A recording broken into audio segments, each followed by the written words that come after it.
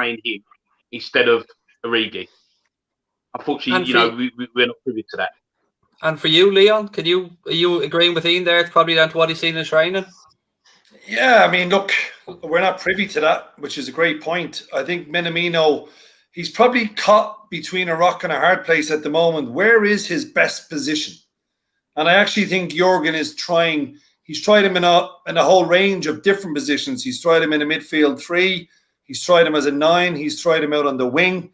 I personally think probably his best position would be just in behind the front 3.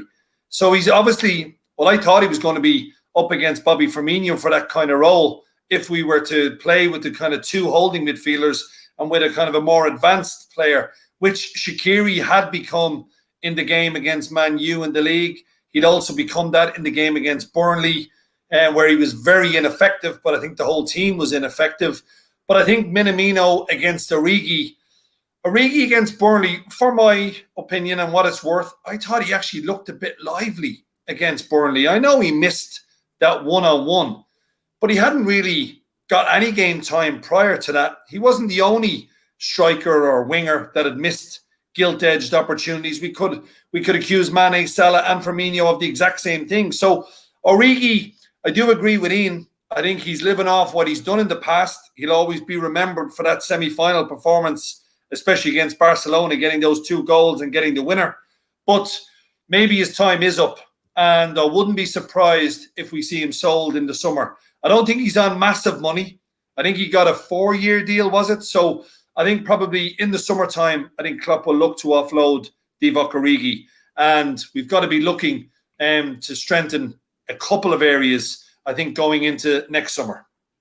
There's a couple of things in the chat that I want to just put to Ian, and I'm not going to put you on the spot, mate. I just want to let you know there's a load of comments saying we sold the wrong striker and a lot of love for your boy. That's all I'm going to say, mate. I'm not putting you on the spot. I just want you to know, us Reds, we still have our eye on Reed. We still love him. And a load of people in the chat are saying the same. But I want to talk to you, buddy, about team selection coming into this game against Spurs. And I know that both yourself and Leon are massive fans of Curtis Jones for right reasons. Mm-hmm. Do you think that Klopp's going to give him the nod in the midfield against Spurs? No. Love it. No. I don't either. That's why I'm intrigued to see what you think. No. For me, I'll put down my team that I believe that he will probably go with.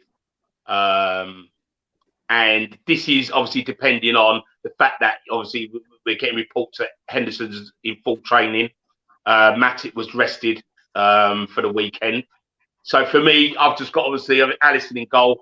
Obviously, left and right back speak for themselves, you know. Then I've got Matip and Fab in the middle.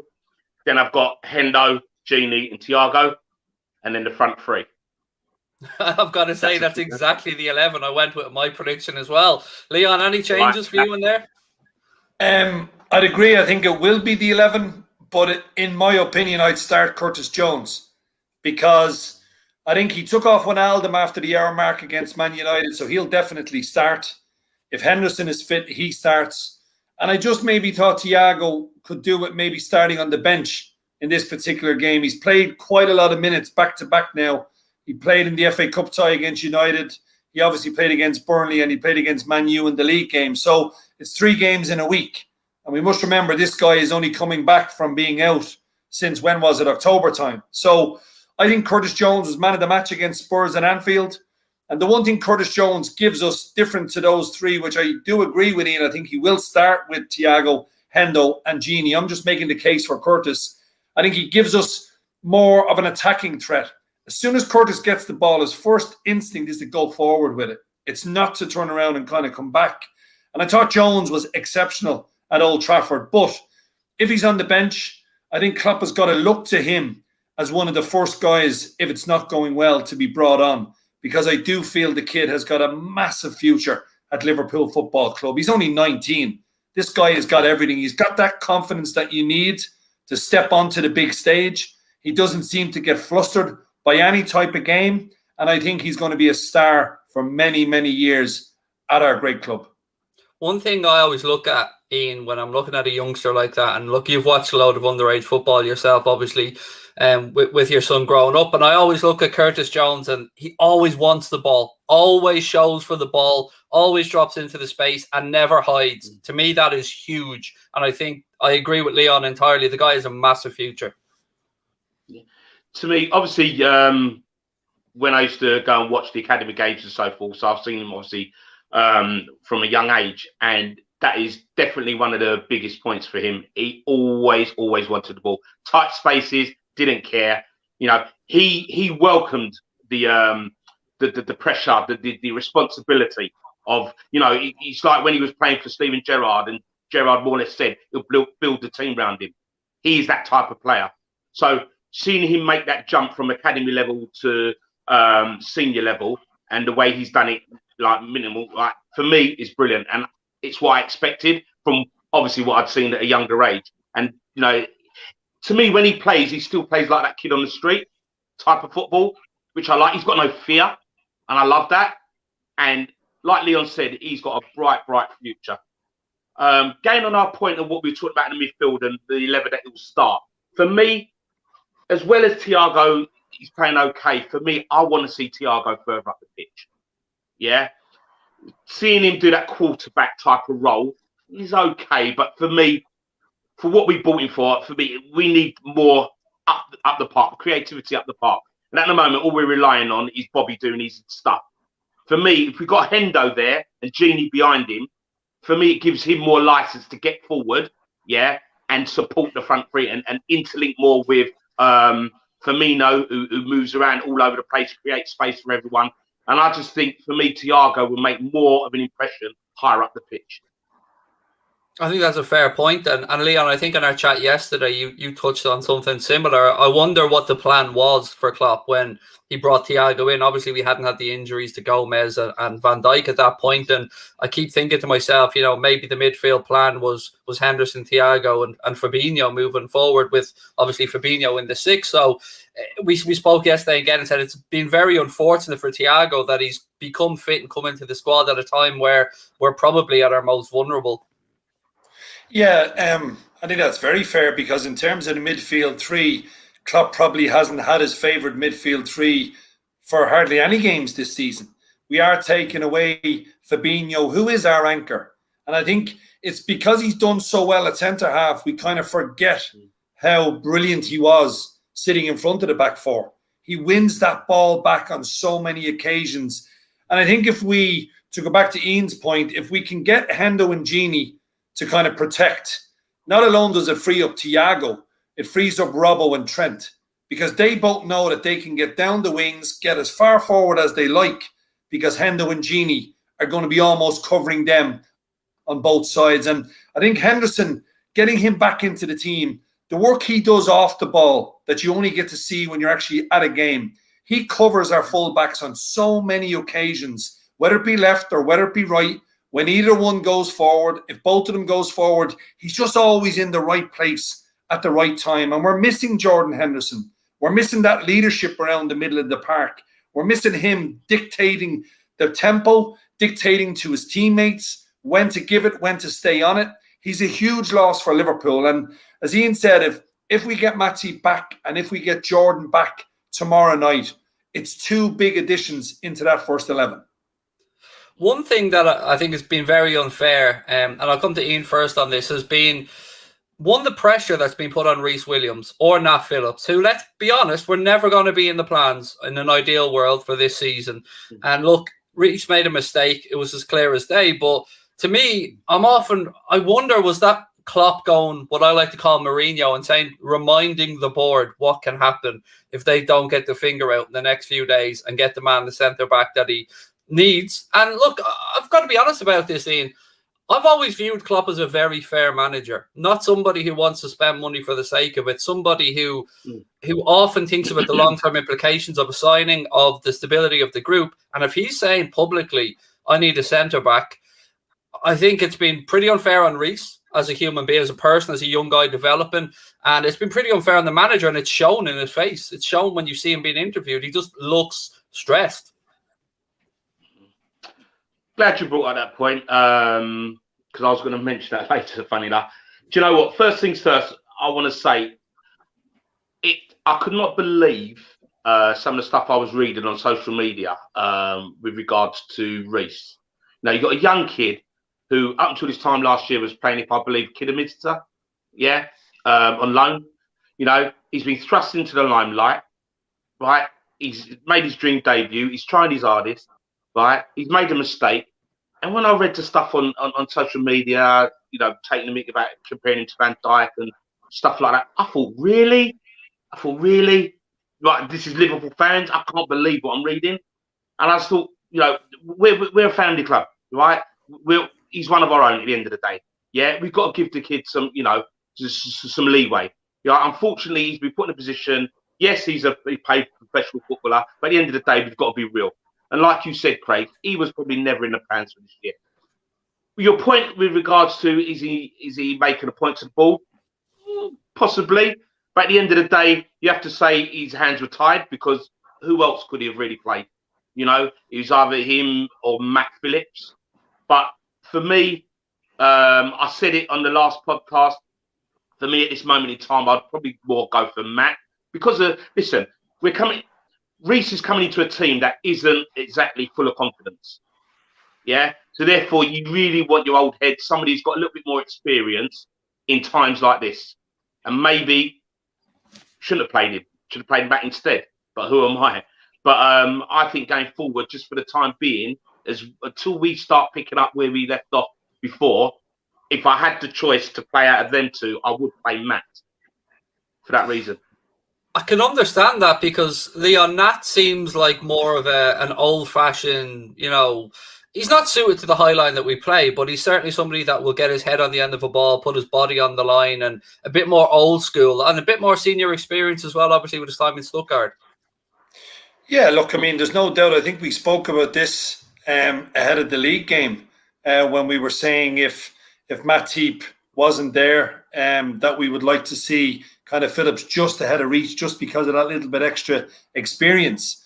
But if you look at Reece, he had an exceptional game against Spurs at Anfield when he played alongside Fabinho, and people were eulogizing about the kid, saying, look at this 18-year-old, he's come in, he's come up against Harry Kane, he's come up against Son, and he performed really, really well. So to make a mistake in a big game against Man United, that's going to happen. The best thing for Reece is, can he learn from that? And I'm sure he will learn from that. And I'm sure Klopp will put the arm around him. Look, he's a young boy. He's going to have ups and downs before he becomes a regular. But I just feel your point about Klopp, you can see the kind of strain. It is getting to Klopp. Having at one stage our 3 first-choice centre-backs all injured at the same time, having to bring midfielders back to cover the gap. Then you've got to thrust a young kid of 18 into an FA Cup game against your bitter rivals. It does take its toll. Do I think we're going to get one before this window closes? I'm going to say no. I don't see us getting a centre-back before the transfer window is shut. And that's going to be a problem, because eventually Matip, I don't think he can play these 3 games in a week. He'll be fine when we're playing weekend to weekend, because I think his body just needs a week to recuperate before the next game. For argument's sake, I don't see him playing against West Ham on Sunday. I actually think it's probably going to be Phillips, because West Ham are quite an aerial side with Antonio, with Souček. They've got a lot of strong guys. But back to Reece Williams, some of the stuff that was said was way over the top. He's a young lad. These same supporters were probably calling him world class after that performance when we beat Spurs. So give the kid a break. One thing I want to say is, and I don't know if you guys seen Rory Smith's piece that came out that suggested that Liverpool are likely to go to Leipzig for a centre-back in the summer, but not the one that we're thinking of in Upamecano. So it seems to be the word coming out from Rory Smith is that we're looking at Kanate, the other centre-back from Leipzig. Now, Ian, I want to ask you, do you think, I agree with Leon, by the way, I think at this late stage, we're not going to see it in January. Do you think there's anything to be had? Or do you think that maybe we're even at a point where even if we did bring somebody in, they still are going to take a month or 2 to get up to speed? That's the obvious downside of bringing in someone late in the window. I think if it was going to happen, it would have happened early part of the month, personally. I think they would have realised this and they'd have been planning and they would have got him in straight away to try and get him up to speed, knowing what we've got going ahead. We need to get someone in who's going to hit the ground running at that position right now because of what we've got.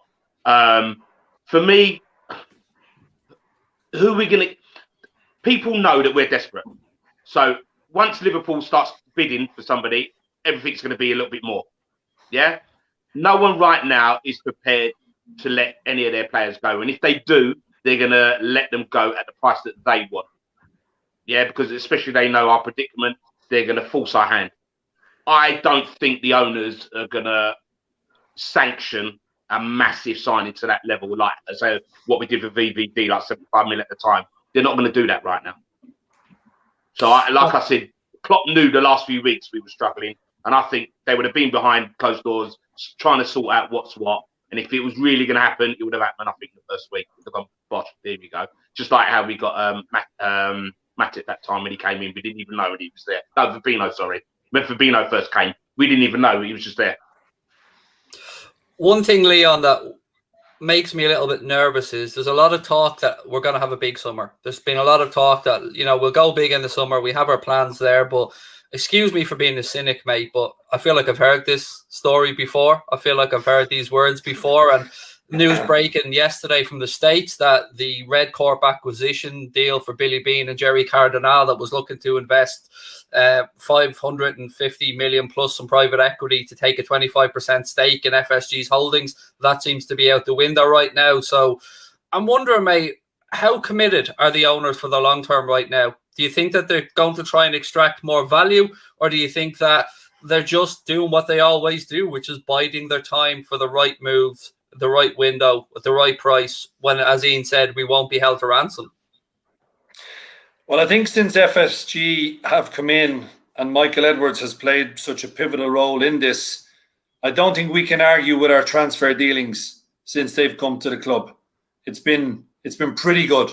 I think some of the players that have been sold, the money we've got in to then go back out into the transfer market, and pretty much when you look at Klopp's record, his net spend is quite minimal. So I think we've got to give the board, give Edwards, give Klopp a lot of credit. I think trying to say we're going to have a big summer now in the current predicament that we're all facing in this pandemic, I think it's a bit naive. I think we've got to wait and see what is going to happen.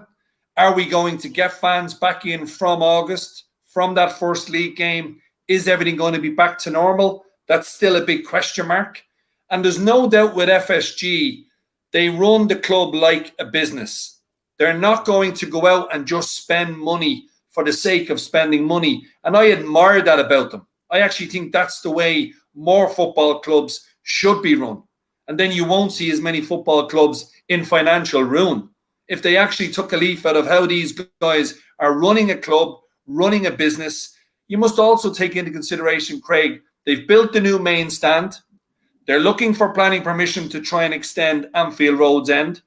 So they're increasing capacity, which increases turnover, which increases a budget to be able to go and spend on players.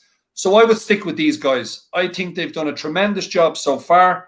And as Ian said earlier about Klopp, we've got to trust the man. He's brought this club back to where they rightly belong, winning the Premier League, winning Champions League. Yes, it's been a rocky patch. But I also think this current side has been together for what now? 3.5, kind of 4 years, would you say?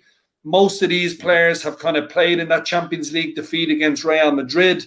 They've been together for a number of years. And if we're back into a situation where we can spend money, I think it is the right time to be trying to kind of reinvest now in a couple of younger players, but younger proven players, not kids who are going to come in and wait a couple of years.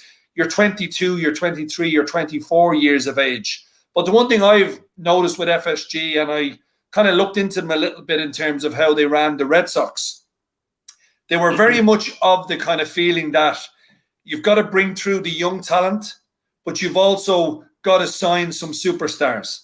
And I think that's what they've done at Liverpool. If you look at Van Dijk, you look at Alisson, even Naby Keita, I mean, he was bought for big money. Fabinho was bought for big money. We have spent big on players that Jurgen Klopp wanted. So let's give them a chance. What I want to say to that, I'm on the fence about all of this, gents. I'll be honest with you. I'm pro some things FSG have done, and I'm anti some things that they've done. But what is inarguable is that we've seen the Deloitte football money list of clubs come out yesterday or the day before, and Liverpool have moved up into 5th place on that money list, just behind Manchester United, Bayern Munich in 3rd, Real Madrid and Barcelona. That's a tremendous achievement, and that's something that if we look back to where we were as a club before Klopp and before FSG took over, we wouldn't have ever thought of. I mean, I go back to the story of Liverpool winning the Champions League in 2005 and the club store being closed the next day. That would never happen under these type of owners. So there is a lot of credit to be given. But Ian, I think there's also a valid argument for Liverpool fans that ask the question, where is the money? Like Leon touched on earlier on, there's been a minimal net spend because we've been very clever. And that has worked. The plan has worked to get us to where we're at. We've won the Premier League. We've won the European Cup, Super Cup, Club World Cup, all that stuff. But I think we do feel that it's almost an evolution now for Jurgen Klopp's next squad. Again, Leon touched on bringing through quality young players. I think that was leaning towards what I'm about to say here. It is time, in my opinion now, this summer, that the ownership group find money and give it to Jurgen Klopp and let him start building this second squad and not wholly rely on having to sell Mohamed Salah, Sadio Mane or Bobby Firmino. I just want to get your take on that. Well, I believe we've got to look at everything with regards to what they're doing, FSG. Don't forget they've done a new training complex as well, right? You know, shut down Melwood. Now they're doing it, you know, down at Kirby. That's costing a lot of money. They will probably always throw back in our face the income that they're losing now through the pandemic. So yes, they would receive a lot of money, but at the same time, that they're not receiving the Gates money at the moment. So it's all a case of I think they're being very so smart, really. They're not going stupid right now because they've got to look at the long term. We never ever want to get back to the Hicks and Gillett days, you know what I mean? You never want to go back there. So therefore, as a business, I think they're running it spot on in that sense. Yes, if I put my fan head on, of course I want to go out and buy this person, that person, and yes, can we get them? But at the same time, I don't think we'll get drawn into that. Like Leon said earlier, I think they're looking at what's going to be happening. I think if we start getting indications that, yes, crowds are going to start coming back in, so then they know that income is going to be coming back, then I think they will then start looking at, you know what, we can start releasing a lot more money. Because at the end of the day, you remember, players still got to be paid. Yeah? Right? Other bits of bills have got to be paid. But yet there's hardly any income coming in other than probably merchandise. Yeah. So, and obviously you have the TV money. So I believe until we know for definite, it depending on this summer. Do I believe they're going to spend big this summer? I think they do something. I don't know. Part of me thinks one of them may go, one of the front three. I can't see them all three of them being there next season. I believe one of them will go. I'm hoping not. But I just can't. There's something telling me one of them is going to go this year, at the end of this season.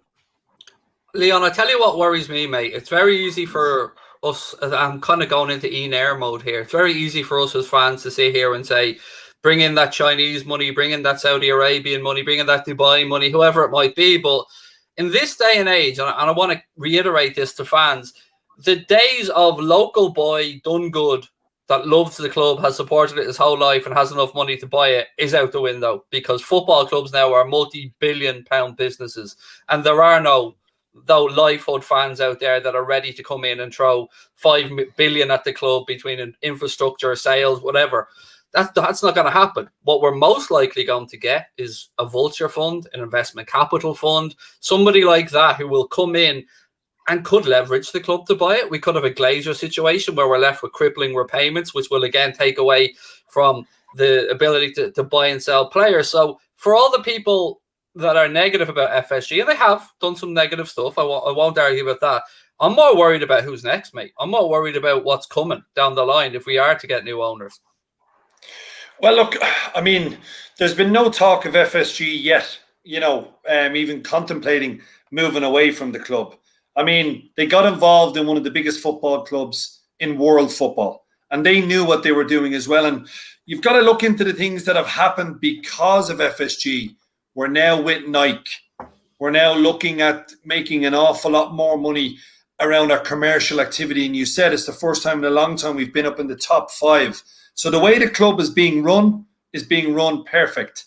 Yes, as fans, we want to see the purse strings loosened up a little bit to help Klopp rebuild another team. But I'm convinced when Jurgen signed his new deal, he would have been given assurances that there will be money available when the time comes. I agree with Ian in terms of I'd love it if the front 3 were kept. But when you hear rumblings and a lot of people are talking about one of them may be gone in the summer, if we lose one of them 3, it's imperative that the replacement is as good or if not potentially better. And if you lose that caliber of player, the worst thing Liverpool could ever do is try and do what kind of Brendan Rodgers did when we sold Luis Suarez. And I don't think that will ever happen again. I think if Suarez went under Klopp right now, we'd get an ideal replacement for him. And I think the owners would back Jurgen Klopp to do that. So I don't think, Craig, we should be worrying about who's coming next after FSG just yet. Let's follow them.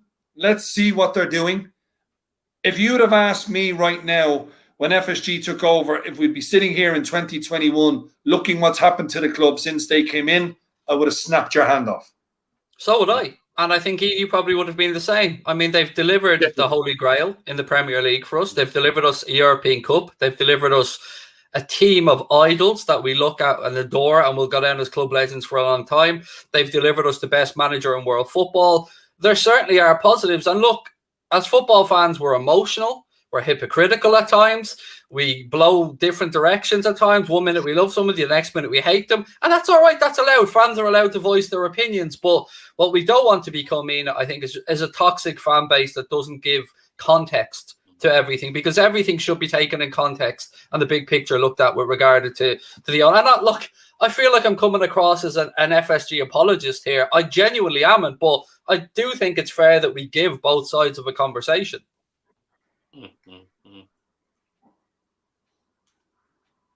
Moving towards the game against Spurs, gents. Tomorrow night is huge. We travel to the Tottenham Hotspur Stadium, which, by the way, needs a far better name. They need to get rid of that name, Tottenham Hotspur Stadium. It's horrendous. But I'm wondering what Spurs are going to show up, Leon. Are we going to see the free-flowing attacking Spurs with Kane and Son being linked up with Lucas Moura running different directions? Or are we going to see the Jose Mourinho that we've all come to expect, which is sit back, park the bus, and hope for something on the break or a set piece? Well, I mean, I feel that Spurs being at home, me personally, I think they've got to go and try and win this game. Will they start all guns blazing? Will they come out of the traps at Liverpool and just go gung-ho? I have my doubts about that. But from Liverpool's perspective, like Spurs right behind us in the table, they're a point behind us. We've played a game more. For me, this is a must-win game for both teams. And the reason I say that is because Man City are just on a roll at the minute. They're going to be playing, I think it's Sheffield United at home. Their next game will be Sheffield United. Liverpool's next game is away to West Ham. So City are going to get another win against Sheffield United. I have no doubt about that. So you're now starting to say, if Liverpool draw tomorrow night, that gap is getting bigger and bigger and bigger and bigger. And by the time City actually come to Anfield, the league could be over. And in my opinion right now, I think we play Spurs, West Ham, Brighton. In my opinion, if we don't get 9 out of 9, I think the league is gone. That's my own personal opinion. And I think Spurs have got to look at the table also and be thinking, a draw's no good tomorrow night. We need to win this game. Teams have now got to try and keep pace with City and United, because you'd expect United, again, to win tonight. So we'll be looking up at that table 9 points behind with a game in hand. So you've got to win that game in hand. A draw is no good. So hopefully it's an open game of football. And if it is, Liverpool will win. What do you think, Eve? Would you agree? Well, I agree on the point that both teams have to win. A draw's no good for any of them. I believe that Jose will be Jose. I think they will park the bus initially. I feel at the end of the day, Jose, he's cunning. He knows we're a wounded beast at the moment. We've had no winning 5. Yeah. 7 hours without a goal. So he knows if he goes toe to toe straight away, we'll pick him up. I believe he will set up making sure he doesn't lose, so to speak, or leave himself wide open. However, the longer the game goes, I believe they will come out their shell more. So I'm talking about, I don't know, say it's 0-0, half hour to go. Yeah, 25 minutes to go. I think the game will then really open up. If it's that score, say, at that particular time. Yeah, I feel we will have more possession. Yes, they'll look to hit us on a break. But like I said, if it's like 20, 25 minutes to go and 0-0, I think they'll open up. Because they know and we know a draw is no good to any of them. A question to both of you, but I'll stick with Ian while I have him here first. Are we in a top 4 race, mate, or are we in a title race? What's your opinion right now? That's a great question. Do you know what? When we were talking earlier, when we were talking about you saying FSG and so forth, I was going to say to you, what I'm more worried about, it's not about the owners. I'm more worried about if we don't make the top 4 this year. Because right now, that personally, that's where I'm fearing at the moment. So I would have to say at this moment in time, top 4 title to take that word away for the moment.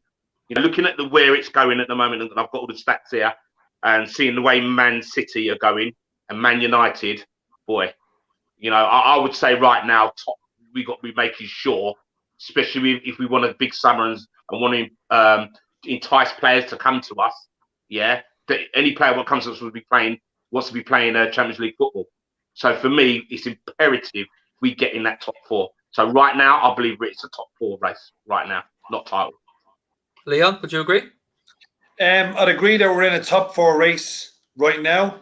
But as I said, if we can get 9 from 9 out of these next 3 games, which is not easy, certainly with the run we've been on, but I still believe this side and this group of players, once they taste that winning feeling again, that could be the kickstart to a run. And no better place to do it against Mourinho and Spurs. And Mourinho will keep it tight. He's not going to come out all guns blazing. It's not his style. It never has been his style. Actually, I think I said this to you yesterday, Craig, him having no Tottenham Hotspur fans at home is definitely helping him play his style of ball, because there's no fans getting on the team's back about being negative, even though you are at home. So that helps Spurs. But I do feel if either side has aspirations of clinging onto the coattails of Man City and Man United, they've got to win. And let's remember, Liverpool have still got 57 points to play for in the second half of the season. Why can't we win 16 or 17 of those games from now till the end of the season? We just need to get that first one. And Ian is spot on about Champions League football. If we want to attract the top names, Liverpool Football Club has got to be playing Champions League football next season. End of. If we slip into the Europa League, then we've really got problems. Right, ladies and gents, I'm going to give you a heads up. We're going to be asking you for a few questions to finish up the stream in a minute. So get your questions into the chat and we'll get ready to go. But before I get to that point, I want to ask Ian and Leon. I'll start with Ian on this. Look, there's no doubt that Anfield is the 12th man. And I don't want this to come across as looking for excuses. But do you believe that having no fans inside the stadium may have impacted our squad more than other squads? Or do you think that's just me looking for an excuse? Right, it's affected us to a point, but I'm not going to use it as an excuse because it's the same for everyone. Klopp did say a few weeks back when we had the 2,000 in there and we played, he said it made a difference and he gave the guys an extra 5 yards, as they were playing. So yes, we all know what Anfield's like. Packed Anfield is second to none. But I've got to be honest and say, everyone's in the same boat. So for me, it's just clutching at straws because everyone's in the same boat. Leon? I think it has affected us. Should it be used as an excuse? No, but I think it has. Liverpool with fans are a better team than Liverpool without fans. And on the flip side, I think other sides have benefited from having no fans. and they've been able to just concentrate. And I don't know who it was one of the pundits made a point about maybe Luke Shaw. When you look at him performing without fans, maybe he's better off because he's not getting stick even from his own supporters. But you shouldn't use that as an excuse. I think that game, Ian, was, I think we beat Wolves, wasn't it, when we tour? It was 2,000 fans in Anfield, and we looked really up for it. We were playing good ball. I think we'd fans for the Spurs game as well, and they got us. Mm-hmm. You could see, even though there was only 2,000 of them, we nicked that late winner with a fantastic Bobby Firmino header. So fans at Anfield does help us.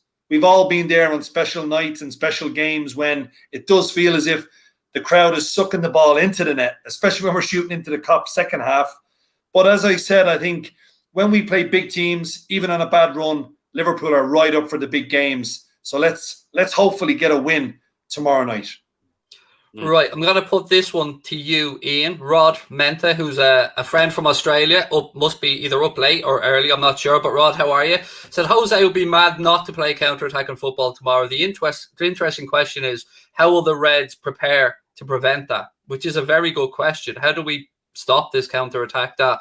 Look, United caught us on it, Ian. We turned the ball. I say we turned the ball over in our own box. In fairness, Paul Pogba made a good challenge in his box, and then Rashford over the top, just over Milner's head, and it was in the back of the net with an absolutely wonderful piece of shithousery from Robbo, by the way, trying to scream to put him off. I thought that was brilliant. But how do we stop that counter attack if that's the case? I love Robbo for that, mate. I absolutely love him for that.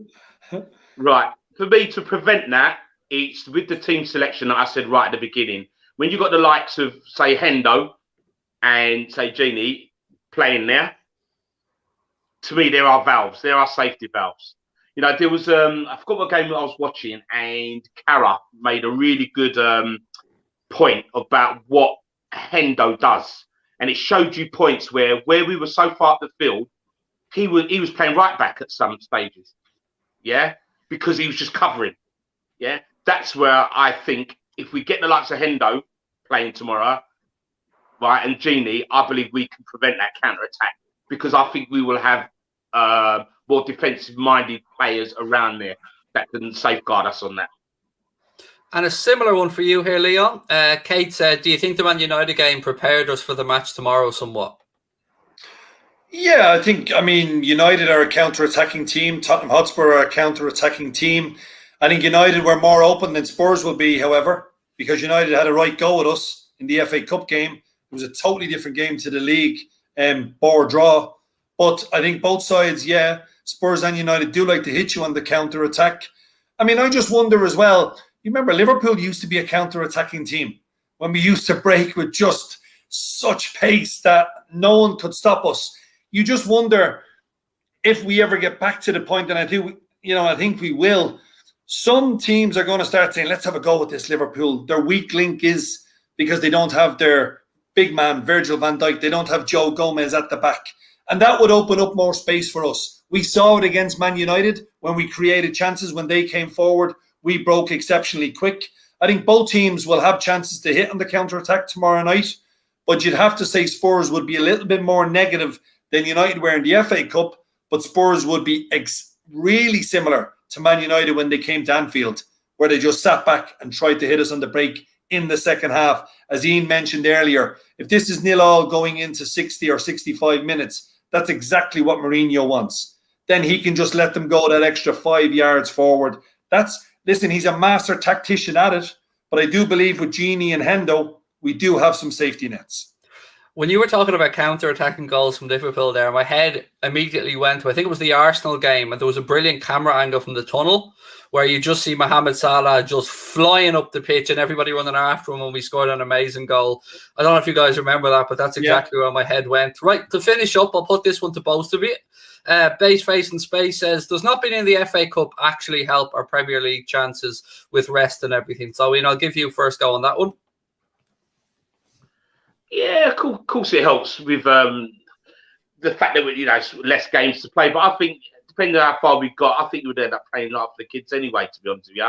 You could tell the fact that he rested Matip for that game, and obviously he's playing too much, shows you where his priorities are at the end of the day. Because it shows that he could have played Matip the other day, but he didn't. He rested him.